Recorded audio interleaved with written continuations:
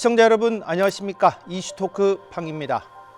올해는 제주 4.3 78주년입니다. 시간으로 보면 70년이 훌쩍 넘어 80년에 다다르고 있지만 그날의 아픔과 과제는 여전히 현재 진행형입니다. 저희 KCTV는 78주년 기획 보도를 통해 그동안 잘 드러나지 않았던 연자죄 피해 실체와 20년을 맞은 유해 발굴 사업의 성과와 한계를 함께 짚어봤습니다. 오늘 이 시간에는 이 두 가지 핵심 과제를 중심으로 4.3의 현재와 앞으로의 과제를 짚어보겠습니다. 그 연자제에 걸리고 난 요 손가락질. 아버님이 형무소에 계시는 걸 알고 그냥 포기한 거죠. 하루하루가 고인이 자꾸 되고 있는데 저희는 밝혀지지도 안 하고. 저희 품에 다시 안길 수 있는 그날이 언제일까?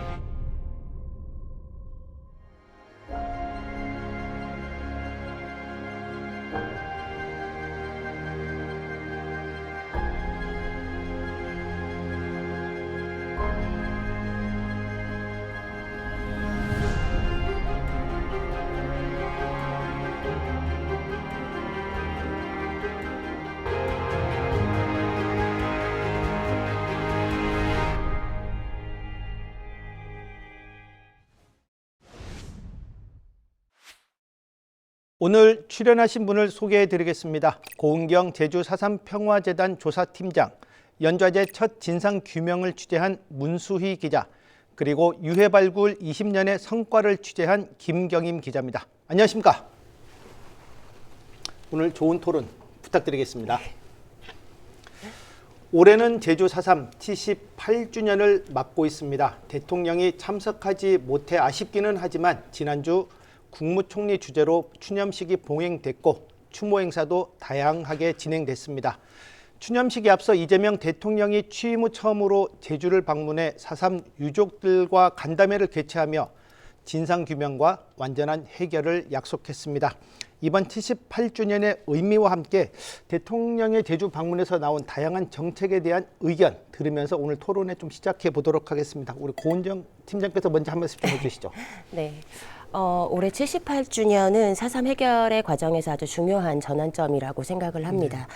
그동안은 진상규명과 명예회복 그리고 국가의 공식 사과를 통해서 무엇이 어떻게 일어났는가에 좀 초점이 되었다면 이제는 그 이후의 문제, 국가가 어디까지 책임을 질 것인가에 대한 단계로 넘어가고 있는 것 같습니다. 이번에 그 대통령의 제주 방문과 그 발언은 그 점에서 좀 의미가 분명하다고 생각을 합니다.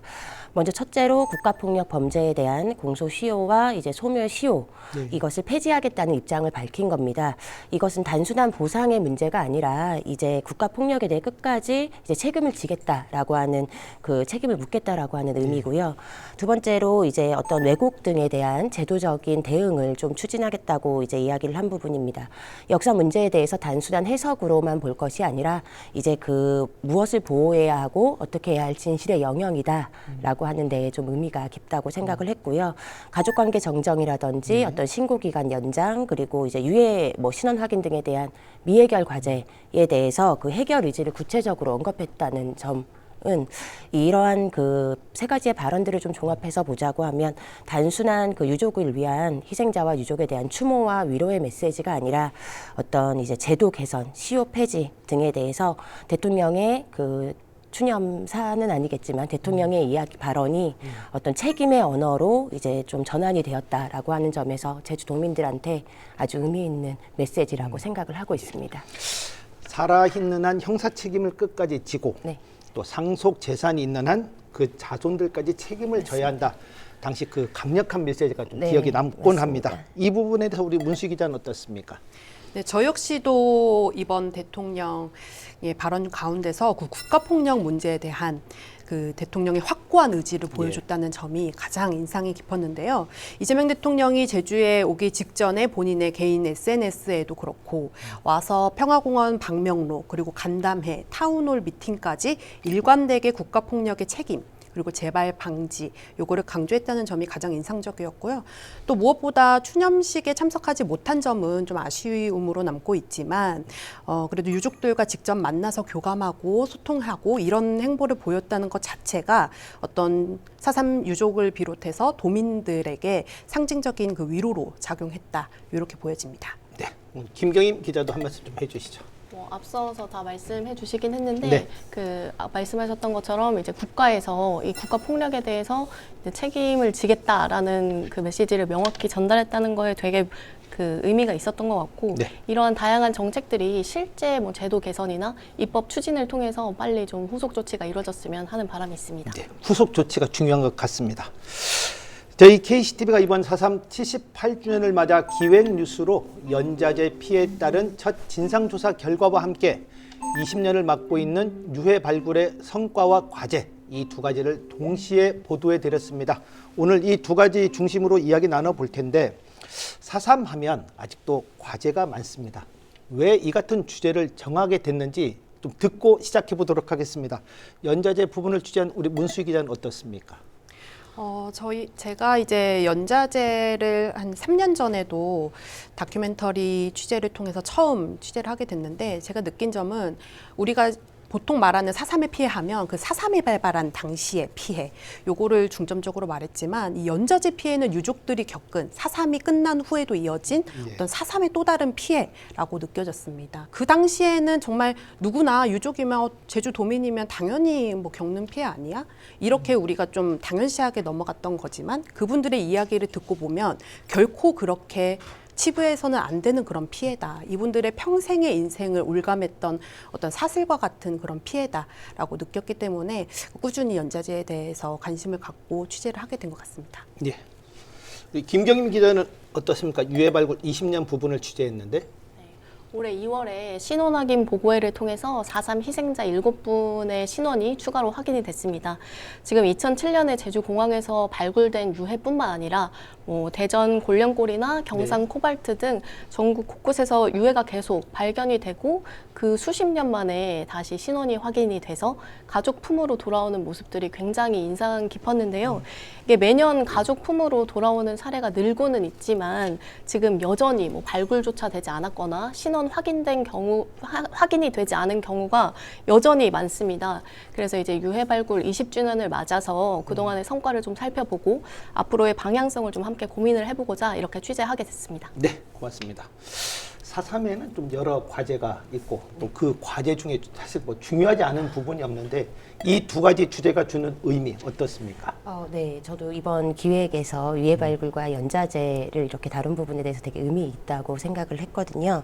두 주제는 이제 겉으로 보면은 좀 다른 성격을 가지고 있다라고 이제 보일 수도 있어요. 하나는 제도적인 피해, 하나는 어떤 물리적인 피해처럼 성격이 좀 달라 보이지만 실제로는 어떤 미해결 과제라고 하는 가장 선명하게 그것을 보여주는 공통된 과제라고 생각을 좀 했습니다.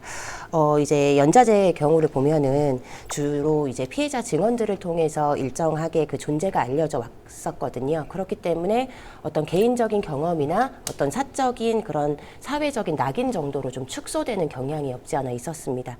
그런데 이제 이번에 이제 기획하시고 저희가 조사를 한 것을 통해서 이제 어떤 교육청의 문서라든지 이런 게 실질적으로 확인이 되면서 이게 단순한 경험이나 개인적으로 사회적인 낙인으로 치부될 것이 아니라 구조적인 어떤 통제의 문제였다라고 하는 점에서 되게 의미 있다고 생각을 했고 유해 발굴도 마찬가지로 발굴의 문제가 아니라 희생자의 존재 자체가 아직 완전하게 확인이 되지 않은 부분이 있다라고 하는 거에서 이것도 4.3이 물리적인 상태에서 아직 완전하게 해결이 된 것은 아니다라고 하는 점을 좀 볼 수가 있었습니다.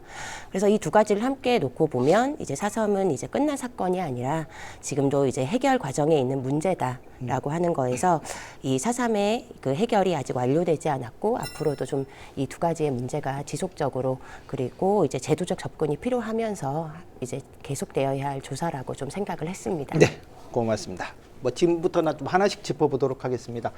연좌제 이야기부터 좀 시작해 볼 텐데 4.3이 수면 위로 오르고 특별법이 제정되고 진상조사 보고서가 발간됐지만 그동안 이 묻혀있던 부분이 바로 이 연좌제가 아닐까 싶습니다. 그동안 어떤 증언으로만 이어졌던 이 피해 실태가 실제 문서로 남아 있었고 이를 찾았다라고 듣고 있습니다. 어떤지 그 내용 좀 취재한 내용 좀 소개를 부탁드리겠습니다. 네, 저희가 이번에 취재를 통해서 보도해드린 그 자료에는 제주도 교육청 문서고에 보관돼 있는 신원 특이자 명부라는 자료입니다. 이게 1970년대부터 1990년대 초반까지 이 자료들이 남아 있었는데요. 이 안에 내용을 보면 제주도 교육청에 소속돼 있는 교사나 또는 교직원이 그분들의 가족 또는 친척들이 4.3과 연관돼 있는 그런 분들을 분류해 놓고 그분들의 어떤 공직 생활 전반에 대해서 관리했던 그런 기록입니다. 그 내용을 좀 살펴보니까 어떤 공무적인 그런 일과 관련된 어떤 출장과 같은 그런 거는 당연하고 개인적인 영가, 병가 또는 외출 이런 사생활까지도 굉장히 세세하게 기록이 되어 있더라고요. 내가 연가를 갔는데 몇 시부터 몇 시까지 어디에 있었고 누구를 만났더라 이런 내용들이 기록돼 있는 걸 보면서 아 이분들이 뭐 가족이 4.3과 연관돼 있다라는 이유로 그 조직 안에서 잠재적인 범죄자 취급을 받으면서 모든 일거수일투족이 이렇게 감시되고 있었구나. 라는 걸 느끼고 있었고 교육청뿐만이 아니라 이런 자료는 우리 추가 조사 진상팀이 경찰과 도청 그리고 뭐 당시에 해운항만청 곳곳에서 이런 기록들을 발굴해서 확인할 수가 있었는데요. 이를 통해서 이 연자제가 단순한 사례 또는 어떤 특정 기관에서 행해진 게 아니라 이거는 전 국가적인 시스템 안에서 연자제가 작동이 되었었구나 그런 것을 보여주는 아주 객관적인 근거라고 볼 수 있습니다. 이번에 그 연자제 피해 사례 중에 그 대살, 뭐 그러니까 이제 무장대 연루 혐의로 가족 구성원 중 한 명만 없어지면 이제 도피자 가족으로 간주해서 뭐 부모든 형제 자매를 대신해서 죽이는 행위, 이 같은 피해 사례도 상당히 있었다라고 듣고 있습니다. 어떻습니까? 대살은 정말 말 그대로 연자제의 그 피해 유형 가운데서도 가장 극단적인 형태입니다.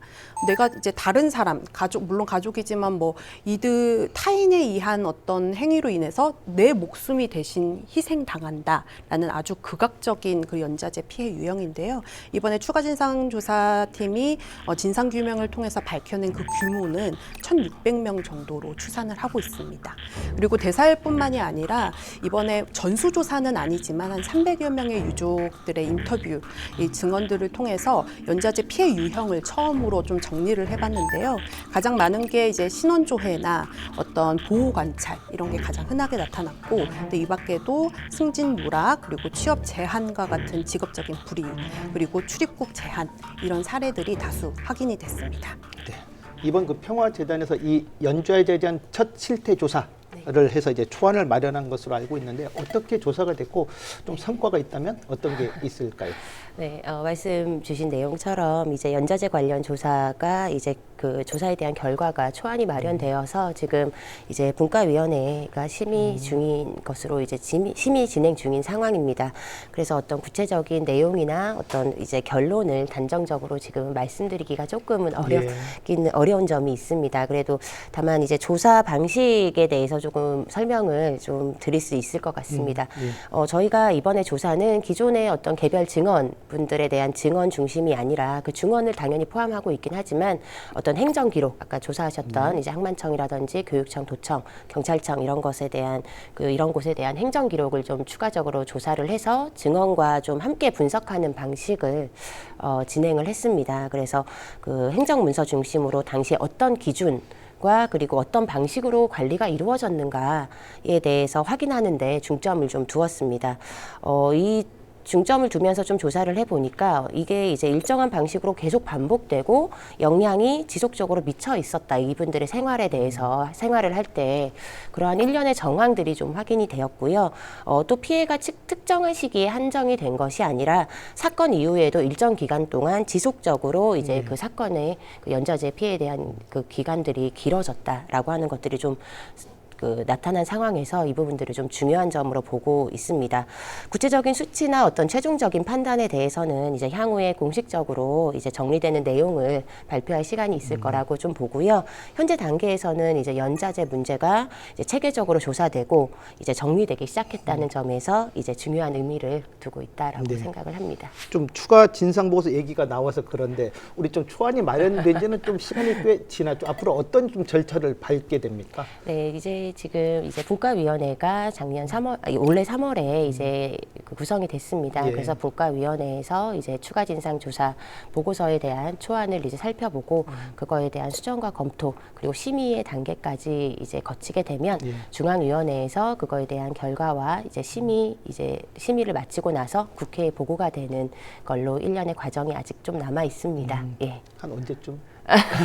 보고서를 빨리 저희도 이제 좀 발표도 하고 싶고 예. 이제 많은 분들이 도민분들 전국적으로 다 궁금해하시는 분들이기 예. 때문에 빨리 되도록이면 하고 싶지만 이게 어떤 과정을 또 거쳐야 되고 그렇죠. 빨리 예. 한다고 또 좋은 건 맞습니다. 아니기 때문에 최대한 올해 보고서를 발간하는 걸 목표로는 하고 있습니다. 그래서 최대한 노력을 하도록 하겠습니다. 이 추가 진상 조사에는 이런 연좌제 말고도 다른 부분도 좀 포함이 되어 있습니까? 네, 6가지 주제가 이제 추가 진상 조사에 들어가 있는데요. 저희가 뭐 미국의 역할이라든지 행방불명 피해 실태, 제일제주인 피해 실태, 그리고 이제 무장대와 관련된 군경 무장대 활동 등의 그리고 지역별 피해 실태 조사가 다 들어가 있습니다. 알겠습니다.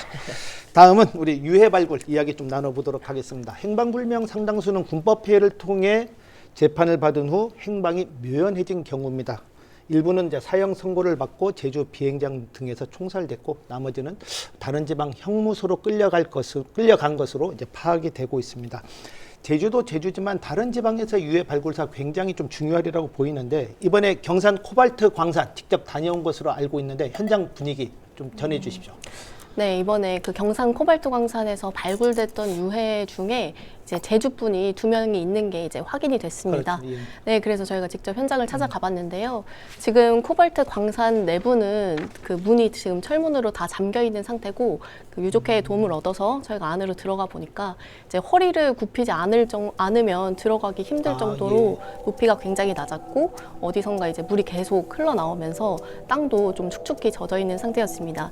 지금 이 경산 코발트 광산에서는 유해가 500구 정도가 발굴이 됐는데요. 이 유해가 대부분의 유해가 발굴됐던 지점 중에 하나인 그 수직 갱도와 연결되는 집수구가 있는데요. 이 집수구는 현재는 물이 가득 차 있는 상태였습니다. 뭐 유족회 이야기를 들어보니까 그 안에 아직 수습하지 못한 유해들이 남아 있다고 하더라고요. 그래서 좀 지금 이제 발굴됐던 유해 그 상황들을 이야기 들어보면 그 발굴 당시에 유해가 뭐 물에 잠겨 있거나 아니면 뭐 흙에 다 뒤섞여서 좀 부서져 있거나 했다는 이야기를 좀 들으면서 여기 이제 남아 있는 유해들도 좀 상태가 괜찮을까 이런 생각이 좀 들었습니다. 좀 다른 지역의 경우 제주와 관리 좀 유해 발굴 사업에 좀 적극성에 있어서 좀 덜하다라는 좀 느낌을 받습니다. 지난해 저희 4.3 특집하면서 대전 곤령골을 방문했을 때도 사실 좀 비슷한 경우인데 이번에 다녀온 경산 코발트 광산의 경우에도 아직 남아있는 유해들이 상당 부분 있을 걸로 추정되고 있는 거죠. 네, 그렇습니다. 앞서 말씀드렸던 것처럼 이 코발트 광산에서 발굴된 유해가 지금 500구 정도거든요. 근데 이게 여기 안에서 집단 학살을 당한 희생자분들은 3,500명 정도로 지금 추정이 되고 있습니다. 그럼 한 3,000명 정도가 지금 남은 상태인데 앞서 말씀드렸던 것처럼 뭐 집수구 내부에 수장되어 있거나 아니면 지금 발굴이 진행된 곳 이외에 더 안쪽으로 들어가면 그 수직 갱도와 연결된 그 지점이 있습니다. 그 지점들은 아직도 발굴이 진행이 되지 않은 곳이거든요. 거기에 더 많은 유해가 있을 걸로 추정이 되고는 있지만 이게 사실상 예산이나 뭐 붕괴 위험 같은 안전상의 이유로 뭐 실질적으로 그 발굴 시도가 이루어지지는 않고 있는 상황입니다. 그 제주 4.3 사건 같은 경우에는 뭐 특별법에 의해서 뭐 도 차원에서 좀 주도적으로 그 뭐 발굴 사업이나 뭐 신원 확인 사업까지 이렇게 쭉 이어서 하는 경향이 있는데 지금 다른 지역은 과거사 정리법에 따라서 뭐 진화 위에서 이제 유해 발굴을 하고 있습니다. 그러다 보니까 이제 한시적으로 이루어지는 이 진화의 특성상 발굴 사업이 계속 연계돼서 연속적으로 이어지기가 사실상 쉽지 않은 그런 상황이고요. 그리고 또 이야기를 들어보니까 사실 제주는 뭐 4.3과 관련해서 이제 시대적 심리적 상황이나 뭐 아픔에 대해서 굉장히 도민들끼리, 유족들끼리 똘똘 뭉쳐 있고 예, 공감하는 있는데. 부분들이 분명히 있습니다. 근데 다른 지역은 뭐 아직까지도 뭐 해당 사건이나 유족분들에 대해서 뭐 좀 안 좋은 시선으로 보는 경우도 있고 그러다 보니 결과적으로 이제 내가 유족이어도 내가 유족이다 이렇게 앞서서 나가기가 쉽지 않은 그러다 보니까 자연스럽게 결속력도 떨어지고 이렇게 하다 보니까 뭐 결과적으로는 이런 분위기 자체가 뭐 국가 차원이나 지자체에 유해 발굴을 해달라라고 이렇게 제대로 이야기하지 못하는 그런 요인 중에 하나가 되지 않았나 네. 이렇게 생각이 들었습니다. 네. 더 큰 문제가 있다고 들었습니다. 이제 발굴된 유해도 유해이지만 발굴된 유해에 대한 관리, 그 다음에 이제 가족 찾기 문제입니다. 세종 추모의 집 또 다녀온 것으로 알고 있는데 전국에서 발굴된 유해가 그곳에 보관되고 있죠. 현재 보관 실태 어떻습니까? 네, 그렇습니다. 2016년 8월부터 이제 행정안전부에서 세종시랑 협약을 맺어서 지금 공설봉안당 2층에 전국에서 발굴된 유해들을 보관을 하고 있는 상태입니다. 여기에 한 4,000구 정도가 보관이 되고 있는데요. 이게 아무래도 임시 시설이다 보니까 한계가 있을 수밖에 없는 상황입니다. 지금 앞서 말씀드렸던 것처럼 2016년부터 지금까지면 한 10년이 가까이 다 된 건데 이 기간 동안에 유해가 계속 쌓이다 보니까 뭐 보관할 수 있는 공간도 부족하고 그래서 이제 유해 300구 정도는 플라스틱 상자에 담은 채로 그 예전에 뭐 재래실로 사용되던 곳에 쌓아놓은 상태로 임시 보관하고 있었는데요. 뭐 나름 관리를 하신다고 뭐 에어컨이나 제습기 같은 걸 이제 설치해서 운영을 하고는 있지만 햇빛 차단이나 습도가 제대로 관리가 될 수 있을지는 좀 의문이었습니다. 예. 좀 발굴된 유해에 대한 좀 가족 찾기 성과는 어떻습니까? 좀 저조하다라고 좀 듣고 있는데. 네, 그 유해 발굴이 시작된 이후에 이제 전국 곳곳에서 발굴된 유해가 지금 세종 추모의 집에 네. 보관되고 있는 것만 4,255구입니다. 네. 그럼 지금까지 신원이 확인된 거는 11구 뿐이거든요. 11구뿐입니까? 네, 그렇습니다. 예. 이게 비율로 보면 전체의 0.26% 수준이니까 좀 굉장히 저조한 수치인데요. 이게 왜 이렇게 저조할까 저도 좀 들여다봤더니 2기 진화위에서 유족이랑 유해 DNA를 채취를 해서 대조하는 과정을 거쳤는데 이 과정에서 그 유해 유전자 감식은 851구만 이루어졌고요. 특히 유족들의 유전자 검사는 한 260명 정도? 그 정도밖에 이루어지지 못했다고 합니다. 유족들이 시간이 흐르면서 아예 다른 지역으로 이사를 가시거나 아니면 뭐 이미 돌아가신 분들도 계시고 그러다 보니까 이 DNA 시료를 확보하는 것 자체가 좀 어려웠던 건데요. 뭐 3,000구 정도는 아예 DNA 검사도 하지 못한 그런 상황입니다. 근데 이제 또 신원이 확인됐던 11구 중에서 6구 정도는 이제 제주 행불인으로 제주. 확인이 됐습니다. 절반 이상이 지금 제주분으로 확인됐기 때문에 추모의 집에 더 많은 제주분들이 있을 수 있다. 이런 좀 희망이 생기는 부분이기도 한데요.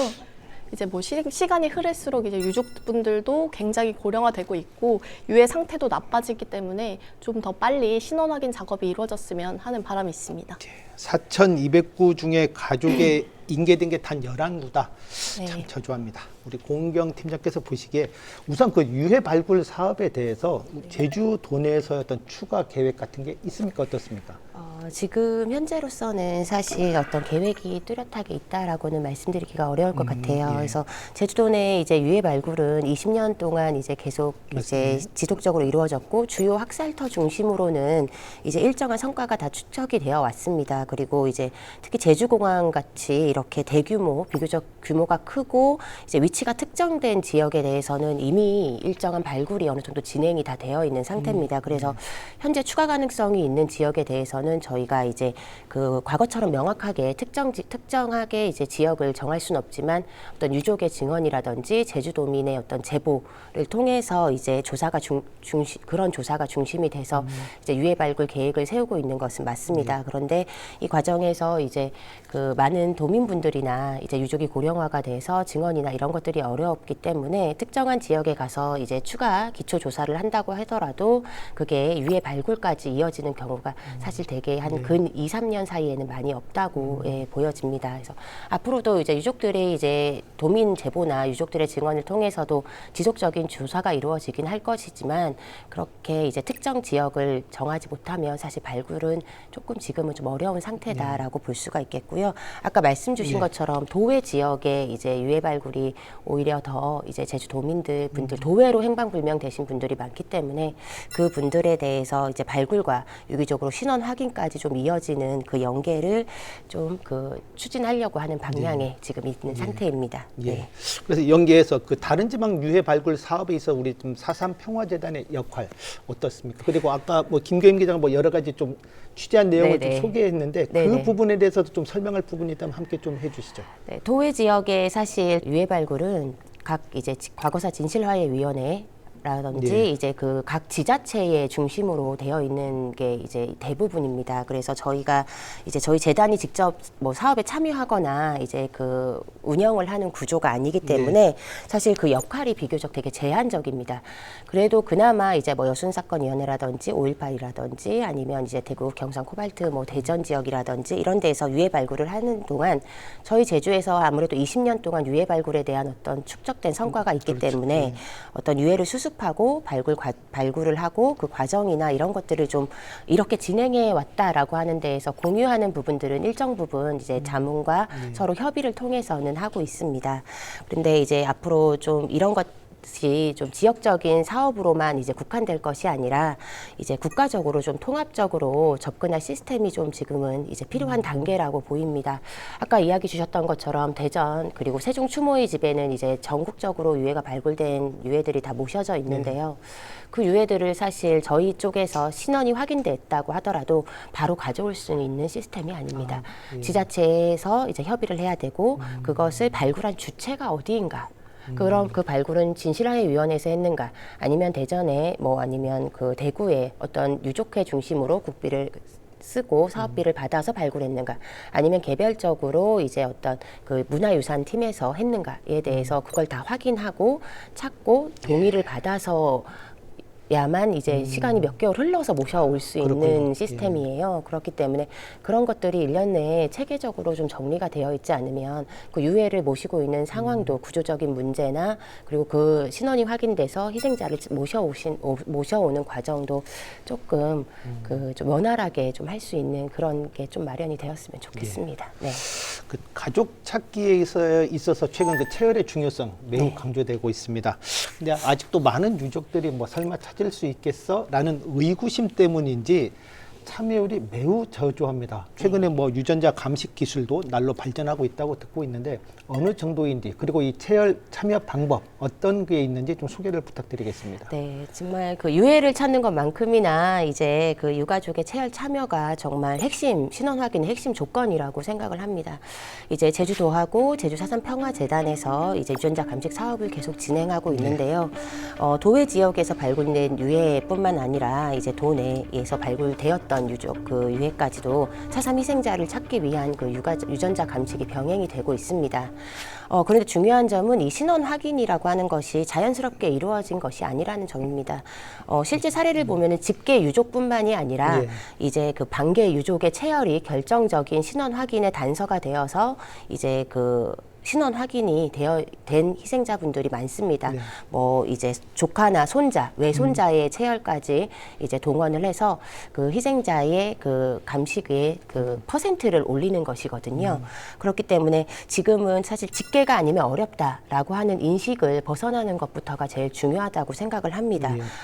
친가와 외가까지 포함한 반개 8촌까지도 이제 신원 확인에 중요한 역할을 하기 때문에 이제 감식 기술도 당연히 그렇게 발전을 한 거고 유족분들한테 조금 이제 그 더 말씀을 좀 드리고 싶은 게 있어요. 사실 직계가 아니어도 제주도에 살고 있지 않아도 그리고 한번 그 연락을 좀 받지 못했더라도 좀 그래도 내가 한번 참여를 해서 이제 그 행방불명된 희생자의 신원을 확인할 수 있는 데 도움이 되지 않을까라고 조금 생각을 하면서 네. 요청의 말씀을 드리고 싶고, 또 하나 조금 안타까운 점은 유족분들이 아마 이제 희생자를 결정하는데 증언이나 우리 나의 뭐 조부나 뭐 아버님께서는 이제 뭐 어디 뭐 마산 형무소로 갔다, 어디 형무소로 갔다, 도회에서 행방불명 되셨다 정도로만 알고 계시는 분들이 많아요.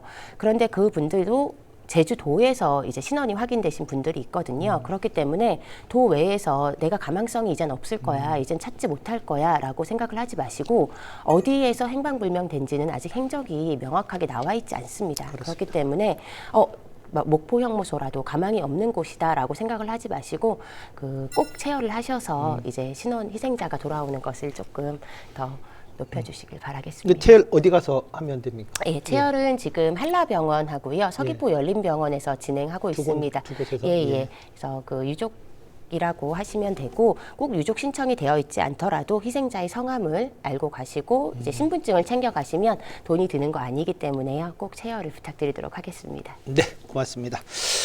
우리 다음은 좀 과제 짚어보겠습니다. 연좌제에 대한 첫 진상 조사가 이루어지기는 했지만 뭐 많은 한계, 과제가 있으리라 봅니다. 어떻습니까? 한계보다 제가 일단 먼저 성과를 짚어보면 예. 이번에 첫 진상 규명을 했다라는 것 그렇죠. 자체가 일단 성과고, 그 중에서 가장 눈에 띄는 게 우리가 그동안에는 내가 연좌제 피해를 당했어라고 유족들에게서 증언으로만 확인했었던 그런 피해를 어떤 공공기관의 문서로 확인할 수 있었다. 네. 이런 것이 가장 큰 성과인데요. 네. 또 모순적이게도 이 가장 큰 성과가 이번 조사의 가장 큰 한계라는 생각도 좀 네. 듭니다. 그 이유는 뭐냐면 우리가 현재 시점에서 연좌제 피해를 확인하기 위해서는 아까도 말씀드렸다시피 공공기관에 남아있는 그런 자료를 통해서 우리가 지금 확인을 할 수가 있는 거거든요. 그럼 다시 말해 이미 공직사회 안으로 진입한 그런 분들을 대상으로 한 연좌제 피해는 우리가 지금 확인을 할 수가 있지만, 그 문턱에서 그 문턱조차 넘지 못했던 분들, 네. 신원조에 걸려서 배제가 된 분들, 또는 난 연좌제이기 때문에 난 시도조차 할 수가 없을 것이야, 나는 그 꿈을 꿀 수도 없을 것이야 하고 했던 그 꿈들의 좌절들은 그 어디에도 기록돼 있지 않다는 점입니다. 그러면 이런 경우에는 우리가 이 피해를 확인하고 입증하는 과정에서 공직사회 안에 들어왔던 분들은 이게 확인되고는 있지만, 그 밖에서 연좌제 피해를 호소하는 그 수많은 그런 피해자들의 그런 피해는 확인할 수 없는, 또다시 배제가 되고 마는 그런 문제가 발생을 하거든요. 그래서 이게 우리 추가 진상조사 보고서가 나온 뒤에 그 다음에 이 피해를 어떻게 할 것인지, 이 소외된 분들에 대한 피해는 우리가 어떻게 좀 규명을 할 것인지, 이 지점에 대해서도 좀 고민이 필요하다고 생각이 듭니다. 4.3 유가족에 대한 좀 피해 보상은 최근 활발히 이루어지고 있습니다만, 이 연좌제에 대한 피해도 상당하지 않습니까? 이 부분에 대한 좀 뭐 보상 이런 거는 이루어지지 않고 있다고 봐야 하죠. 네, 그렇습니다. 보상 문제를 이제 조사 보고서가 나오면 보상 문제도 이야기가 나올 텐데, 보상 문제는 좀 굉장히 신중하게 좀 접근이 될 필요가 있다고 봅니다. 그 이유는 좀 두 가지 측면에서 말씀드릴 수 있는데, 첫 번째는 구조적인 문제입니다. 제가 방금 말씀드린 그런 한계와도 좀 맥이 맞닿아 있는 부분인데요. 피해가 기록이 된, 확인할 수 있는 그 피해와 또 기록이 안 된 있는 피해, 이 두 가지의 간극이 분명하게 존재하고 있기 때문에 우리가 어떤 보상을 할 때 이 피해가 입증이 돼야 하는데, 그렇다면 이 연좌제 피해를 입증된 피해만으로 볼 것인가, 이 부분에 대해서는 좀 고민이 필요해 보입니다. 그래서 이 연좌제 피해를 누구까지를 피해자로 볼 것인지, 또는 이 피해의 범위를 어디까지로 인정을 할 것인지, 이 개념에 대한 좀 기준 정립이 좀 선행돼야 한다고 보고, 이것을 위한 논의가 서둘러 진행돼야 된다고 생각하고요. 또 두 번째는 좀 가치의 문제가 있습니다. 이 4.3이 단순한 사건이 아니고 우리가 국가폭력의 문제이고 인권의 문제이기 때문에 보상 논의가 이 금전 중심으로 흐르는 것에 대해서 또 일각에서는 이것을 우려하는 그런 시선도, 목소리도 분명하게 있습니다. 다만 그렇다고 해서 보상을 그냥 회피할 것이냐, 이렇게 했을 때는 우리가 이번 조사를 통해서 연좌제가 확실하게 국가가 자행한 어떤 시스템 안에서 발생한 국민의 피해다라는 것이 밝혀졌기 때문에 그럴 수는 없거든요. 그래서 말씀드렸다시피 보상은 필요하지만 그것에 앞서서 그 방식과 기준을 매우 신중하게 설계하고 접근해야 한다. 이렇게 생각하고 있습니다. 연좌제 진상 조사와 관련한 뭐 한계, 과제 뭐 여러 가지 좀 짚어 주셨는데 이 부분에 대해서 좀 한 말씀 좀 해주시죠. 안 그래도 지금 아까 많이 얘기해 주셨던 것처럼 이번 조사를 통해서 이제 연좌제 피해가 실제로 존재했다라고 하는 점은 일정 부분 확인이 되었습니다. 그런데 이제 현재 제도적으로 이제 연좌제가 공식적인 피해 유형으로 인정되거나 그리고 별도의 보상으로까지 이어지고 있지는 않습니다. 그렇게 되면 사실 이렇게 보면 앞으로의 과제는 좀 명확하다고 저는 좀 보입니다. 첫 번째로 이제 그 제도적인 거에 대해서 앞서서 피해 유형에 대한 어떤 추가 조사와 정리 그리고 이제 그 정의에 대한 그 정립이 좀 명확하게 필요하다고 생각을 하고요. 두 번째로 이제 제도적인 인정 가능성에 대한 검토하는 시간이 충분히 필요하다 생각을 하고 있습니다. 그리고 이런 것들이 이루어지면 이제 세 번째로 이제 관련해서 법에 대한 제도 개선이 조금 필요하다라고 하는 것입니다. 그래서 연좌제가 단순하게 개인의 피해가 아니라 어떻게 일정한 구조 속에서 이제 발생한 문제이기 때문에 이에 대한 어떤 공적으로 논의할 그 시간도 좀 필요한 논의의 장이 좀 필요하다고 생각을 하고 있습니다. 네. 뭐 앞으로 추가 조사에 대한 가능성은 열려 있는 거죠? 네, 그렇습니다. 추가 조사에 대한 가능성은 열려 있고요. 연좌제 피해가 아무래도 아까 얘기해 주셨던 것처럼 어떤 공직 사회 안에서 있는 것들은 사실 어느 정도 이제 그 문서나 이런 것들로 확인이 되었는데 그렇지 못한 부분들이 그리고 공적인 사회에서 또 드러내지 못했던 부분들이 분명히 있을 거예요. 그 부분들에 대한 추가 조사는 반드시 이루어질 거고 또 지속되어야 한다고 생각합니다. 고맙습니다. 좀 유해 발굴, 가족 찾기 문제도 살펴보겠습니다. 유해 발굴 관련해서 취재하면서 느꼈던 과제, 뭐 한계, 한 말씀 좀 해주시죠. 네, 그 4.3 당시에 행방불명되신 분들이 지금 4,000명이 넘고 있는데 20년 동안 제주에서 실제로 유해가 발굴된 건 226구입니다. 그리고 이 중에서도 실제 신원이 확인된 거는 34% 정도인데요. 아직도 좀 발굴해야 하고 신원을 확인해야 되는 부분들이 남아있다. 이런 의미이기도 합니다. 과거에 유해 발굴에 참여했던 전문가들의 이야기를 들어보니까 그 유해가 있을 걸로 추정이 되더라도 그곳이 뭐 사유지이거나 아니면 도로나 이미 건물 등이 들어서 버려서 개발되면서. 네, 발굴 자체가 좀 어려웠다라고 말씀하시는 부분들도 있었고 또 초창기에 유해 발굴지로 좀 검토되는 부분들이 있었지만 명확한 지점을 특정해야만 발굴이 이루어질 수 있기 때문에 그 지점을 특정하지 못해서 넘긴 지점들이 있어서 좀 아쉬운 마음이 있으시다 이렇게 말씀을 하시더라고요. 유족들의 고령화 말씀을 드렸는데 그때 당시에 뭐 상황이나 장소 이런 지점들을 기억하실 수 있는 분들도 이제 시간이 지나면 지날수록 점점 더 이제 고령화로 사라질 수밖에 없는 그런 상황이기 때문에 이 좀 관련 증언이랑 발굴 지점을 좀 정리를 해서 좀 쉽지는 않겠지만 좀 추가 발굴까지 이어질 수 있도록 좀 조속한 논의가 필요하지 않나 생각해 봅니다. 뭐 체열이나 유전자 정보, 뭐 가족 찾기 부분에 관해서도 좀 과제가 있다면 좀 짚어주시죠. 네, 이번에 그 다른 도해 지역에서 신원 확인되는 사례가 점점 늘고 있는데 이게 지금 제가 좀 깜짝 놀랐던 부분이 이 유해들이 신원 확인되기까지 그 수많은 유해들 중에서 임의로 무작위로 뽑아서 그 유해가 이제 제주분으로 확인이 된 사례가 대부분이라고 합니다. 이게 뭐 증언이나 기록 등을 통해서 뭐 지역 정도는 특정을 할 수 있겠지만 뭐 그 많은 유해들 중에서 딱 뽑았는데 이제 제주분이다 이렇게 되는 거는 정말로 운이 좋은 그런 상황인 거잖아요. 이게 어떻게 보면 제주 희생자분들이 더 많다라는 가능성을 시사하는 것일 수도 있지만 만약에 그때 제주분이 발견되지 못했다면 이 사업 자체가 좀 동력을 잃어버릴 수도 있는 그런 상황이기 때문에 뭐 여러 요인이 있겠지만 이렇게 운에 의존할 수밖에 없는 이런 상황은 현재 제도의 한계를 좀 명확히 보여준다고 생각합니다. 신원 확인을 위해서는 유해나 유족분들의 DNA 시료 채취가 가장 필수적입니다. 근데 유해는 돌아가신 분들이기 때문에 뭐 정보 공유에 제한이 크지 않지만 생존 유족분들의 경우에는 개인정보 등을 이유로 서로 이제 뭐 지자체나 기관끼리 정보 공유가 쉽지 않다고 하더라고요.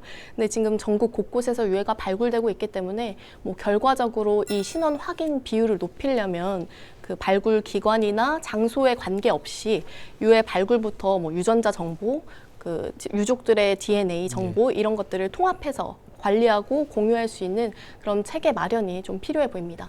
네. 이 유해 발굴 가족 찾기 부분에 대한 과제에 대해서도 좀 한 말씀 좀 해주시죠. 네. 네.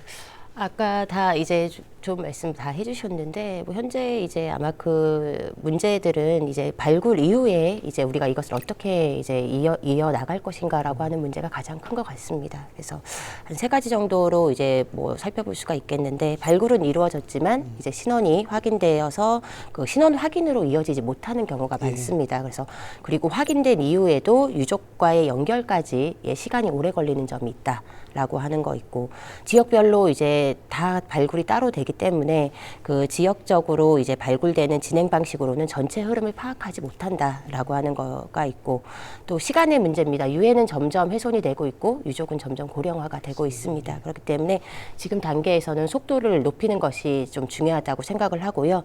국가 차원의 통합적인 접근이 필요하다. 단순하게 유해를 발굴하고 가족을 찾는 단순한 조사 사업이 아니라 이제 희생자의 이름을 되찾는 과정에서 이제 그 한 과정 안에서 국가가 끝까지 책임을 다하는 그런 과정이라고 생각을 하고 있습니다.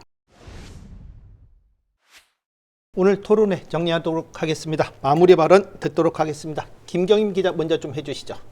네, 유해 발굴부터 신원 확인까지의 작업은 단순히 4.3뿐만 아니라 모든 역사의 실체를 규명하는 핵심 과정이라고 생각합니다. 유해를 찾는 것만으로 끝나는 게 아니라 신원을 확인하고 그곳에서 어떤 일이 있었는지 확인을 하고 그리고 그 유해를 가족 품으로 돌려주는 것까지 이게 완전히 다 완성되는 과정이라고 생각을 하거든요. 그래서 단순히 뭐 지역이나 뭐 사건에 국한되지 않고 더 늦기 전에 유해 발굴을 비롯해서 유전자 정보 통합 시스템 마련 같은 뭐 실효성 있는 대책을 좀 빨리 시급히 마련했으면 합니다. 네, 고맙습니다. 문수희 기자께 마무리 발언 부탁드리겠습니다. 이번 연자제 조사를 통해서는 연자제가 실제로 국가 시스템으로 작동을 했던 것이다라는 것을 분명하게 밝히는 계기가 됐다고 봅니다. 근데 이거는 첫 발이라고 생각이 들고요. 이것보다 더 중요한 것은 이 과거를 밝히는 데에서 그치는 게 아니라 지금 현재와 미래를 생각했을 때 그럼 이 피해를 우리가 어떻게 회복을 할 것인가 이거에 대한 논의와 그럼 다시 이런 잘못이 반복되지 않도록 우리가 어떻게 기록을 할 것이고 그리고 미래 세대에는 어떻게 교육을 할 것인가 이것에 대한 논의가 더 중요하다고 보고요. 그 과정이 지금부터 빨리 시작돼야 된다고 생각하고 있습니다. 네, 고맙습니다. 우리 고은경 팀장께 마무리 발언 부탁드리겠습니다. 네, 제주 4.3은 아직 끝난 사건이 아니라는 점이 참 중요하다고 생각을 합니다. 유해 발굴을 보면 이제 아직 이름을 찾지 못한 이제 희생자들이 남아 있습니다. 연자제 문제를 보면 사건은 끝났지만 그 피해는 아직 끝나지 않았습니다. 그렇기 때문에 결국 앞으로 이제 필요한 것은 새로운 조사도 중요하지만 이미 확인된 사실들을 어떻게 이제 제도와 책임으로 연결할 것인가라고 하는 것입니다. 4.3은 단순하게 이제 해결이 아니라 그리고 이제 과거를 그냥 정리하는 일이 아니라 이름을 되찾고 그 책임을 끝까지 이제 완성하는 과정이라고 생각을 합니다. 그 점에서 오늘 저희 이제 논의가 했던 점들이 실질적으로 어떤 제도적인 변화라든지 이런 것들이 좀 이어질 수 있는 계기가 되었으면 하는 바람입니다. 네, 오늘 세 분 귀한 시간 감사합니다. 네. 제주 4.3은 과거의 사건이 아니라 지금도 계속해서 풀어가야 할 현재의 문제입니다. 기록을 찾는 일, 기억을 복원하는 일, 그리고 이름을 되찾아주는 일, 이 모든 과정이 모여 비로소 4.3의 진정한 마무리에 가까워질 것입니다. 저희 KCTV는 앞으로도 4.3의 완전한 해결까지 다양하게 취재하도록 하겠습니다. 오늘 순서 모두 마치겠습니다. 감사합니다.